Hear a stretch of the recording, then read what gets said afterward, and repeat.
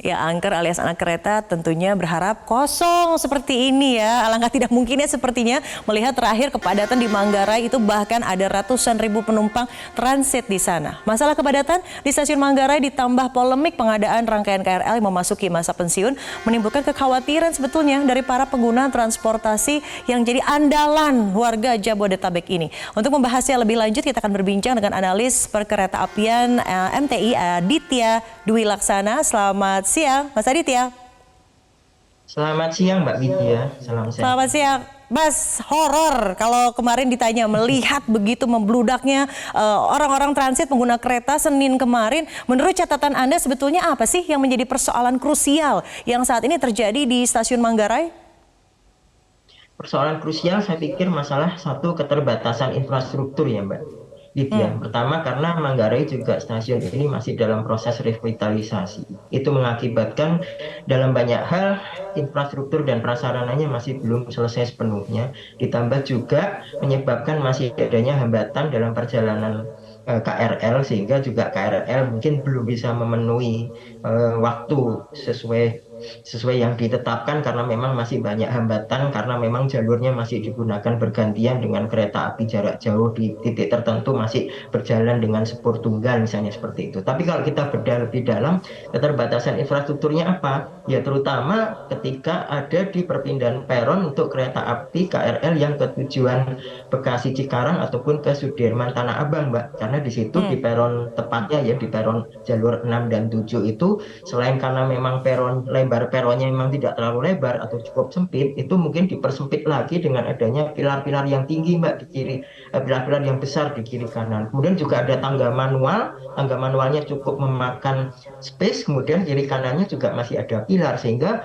para pengguna itu mobilitasnya kemudian menjadi terbatas di peron tersebut. Ditambah lagi dengan akses naik turun, karena kalau ini perpindahan moda KRL misalnya dari rute Bekasi Cikarang Tanah Abang ke Bekasi ke Bogor Kota memang harus pindah lantai Mbak. Nah itu akses turun naiknya itu sebetulnya masih cukup terbatas kalau dibandingkan dengan volume pergerakan pengguna yang akan naik turun transit karena baru tersedia dua tangga manual, satu eskalator dan dua elevator. Itu di titik waktu tertentu itu sulit. Kita akan membayangkan Manggarai itu stasiun transit.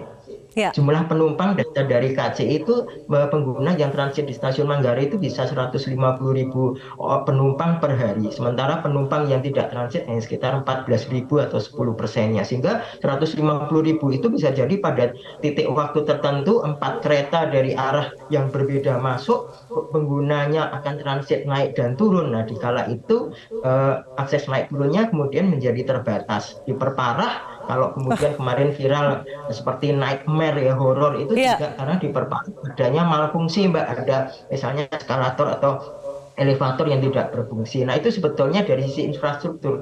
Dari sisi perjalanan kereta ya memang sebetulnya tidak seimbang antara perjalanan kereta dari Jakarta Bogor dengan kereta api yang tujuan Bekasi Cikarang Loop Lingkar Manggarai Tanah Abang Sudirman memang sudah ditambah dengan feeder, tapi memang karena ada satu titik waktu tertentu di mana di peron yang sempit itu kereta apinya tidak kunjung datang atau memang lebih dari lewat dari schedule, sementara pengguna yang transitnya ketambahan dari Sudah lantai datang 2 dari lagi. kota sudah datang. Nah, itu menyebabkan penumpukan. Nah, ini menurut saya ini bukan hanya masalah penumpukan tidak nyaman atau masalah kelancaran, tapi juga masalah keselamatan. Memang Betul. ini menurut saya poin utamanya keselamatan kan memungkinkan penumpang itu nanti jatuh ke peron atau malah tersambar atau terserempet kereta. Nah, ini hal-hal yang menurut saya memang harus dihindari dan diperbaiki, Mbak Widya. Mas Adit pernah mencatat tidak ada sebetulnya kejadian-kejadian yang kecelakaan tadi kita sebutkan ya. Semoga jangan sampai terjadi lagi. Ada yang terjatuh begitu. Sudah Kalau kita lihat juga, sudah aduh, dua saya kali, tahu Mbak, sekali kalau jatuh militansi ke peron. dari para pengguna KRL begitu ya. Di pintu yang sudah mengantri sedemikian rupa, bahkan untuk disiplin yang keluar terlebih dahulu itu betul-betul dalam hitungan detik begitu kan. Pernah ada mencatat bahwa sebetulnya ini sangat urgensinya sangat tinggi karena kecelakaan yang kerap terjadi. Iya, kan untuk pengguna yang jatuh ke peron itu sudah tercatat 2 kali ya Mbak ya, karena memang ini masalahnya kan desak-desakannya di titik waktu tertentu itu kan sudah sangat signifikan dan intens Mbak. Jadi memang ada kondisi di mana walaupun saya tidak ikut mendesak, tapi sudah terdesak dari arah atas atau daerah arah belakang, sementara karena luasan peronnya sempit, saya sudah berdiri cukup ke pinggir atau saya harus melewati pilar sudah ada di pinggir peron sehingga terdesak jatuh. Itu kan memang memang real terjadi kan begitu Mbak. Iya, Itu yang menurut dan saya iya, tidak potensi untuk hanya masalah kecelakaan kembali kelancaran, tapi terjadi juga sangat besar potensi ya. keselamatan. Iya, Betul Mas Mbak. Adit, kita lihat tayangan di layar kaca ini yang tadi disebutkan begitu ya oleh Mas Aditya dengan segala persoalan pilar-pilar yang besar. Lalu ini dia kita familiar sekali dengan pemandangan seperti ini, terutama di rush hour di jam-jam tertentu pergi kerja dan pulang kerja. Setelah banyaknya rute yang juga bisa menumpuk karena telatnya jadwal dan lain sebagainya, ada persoalan baru nih yang timbul ketika sejumlah rangkaian KRL akan pensiun tahun ini dan tahun depan dengan total jumlah 29 rangkaian atau lebih dari 300 kereta. Nah, kita bisa membayangkan apa yang akan terjadi jika pengadaan KRL ini tidak terpenuhi, Mas Adit. Ya, saya pikir satu hal ya, keselamatan perjalanan memang harus diutamakan, tetapi pelayanan publik untuk mobilitas masyarakat ya, jangan sampai armadanya itu berkurang tanpa ada penggantinya. Malah kalau mungkin kan sebetulnya armadanya ditambah ya, bukan Ditambah. makin berkurang. Jadi menurut saya dalam hal ini, kalau memang kesiapan industri dalam negeri ya, atau ketersediaannya masih perlu waktu, katakanlah masih 2 atau 3 tahun lagi gitu ya Mbak Widya, maka sebetulnya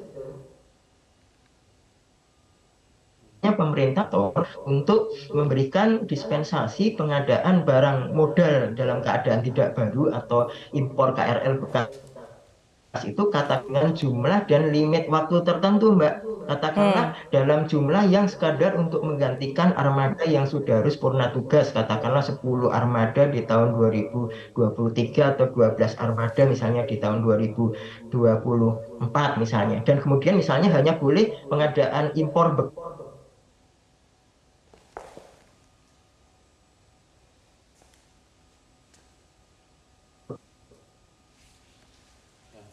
Mohon maaf pemirsa kami.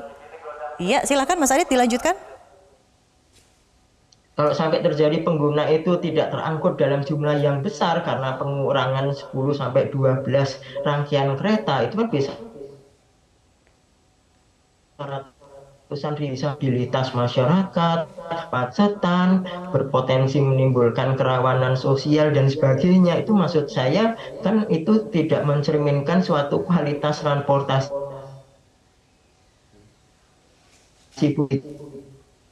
lebih luas. Nah, artinya nanti diupayakan tetap bisa diberikan dispensasi mengimpor bekas dalam jumlah dan jangka waktu tertentu, tetapi mereka sebelum operasional kereta maupun ketika kereta sudah beroperasi, mereka harus melakukan penggantian, penambahan atau rehabilitasi dengan memperbanyak kandungan lokalnya Mbak, supaya ada penyerapan produksi dalam negeri sambil nanti ketika 2 tahun ini sudah terlalui, Inka sudah siap untuk memproduksi dan pembelian menyiapkan armada operasional, maka akan tergantikan dengan armada-armada yang baru. Kira-kira begitu Mbak Widya. Banyak sebetulnya pihak yang bertanggung jawab untuk mengatasi persoalan ini. Semoga dialog kita di siang hari ini juga menjadi masukan begitu untuk para pemangku kebijakan membuat bahwa stasiun Manggarai nanti akan sangat layak untuk dilewati menjadi stasiun transit. Tidak akan ada lagi cerita-cerita yang harus resign begitu daripada memilih transit di stasiun Manggarai malah pindah tempat kerja dan lain sebagainya. Mas Adi, terima kasih atas informasinya di siang hari ini. Insight sangat berguna. Selamat kembali melanjutkan aktivitas Anda. Salam sehat selalu.